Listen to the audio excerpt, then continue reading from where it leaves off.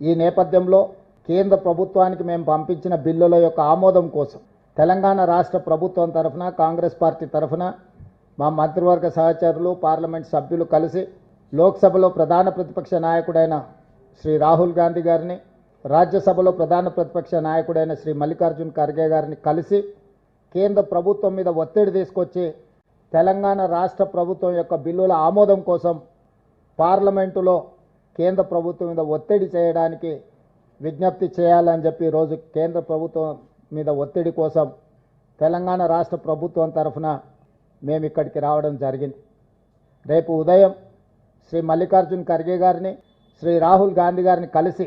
మేము తెలంగాణ రాష్ట్ర ప్రభుత్వం తీసుకున్న నిర్ణయాలు, చేపట్టిన సర్వేకి సంబంధించిన అంశాలను వివరించడమే కాకుండా కేంద్ర ప్రభుత్వం మీద భారతీయ జనతా పార్టీ మీద ఒత్తిడి తీసుకొచ్చి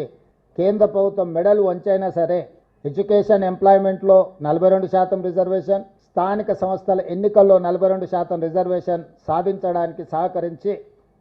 మా తరఫున నిలబడి ఇండియా కూటమి అలయన్స్లో ఉండే వివిధ రాజకీయ పక్షాలను కూడా సమన్వయం చేసుకొని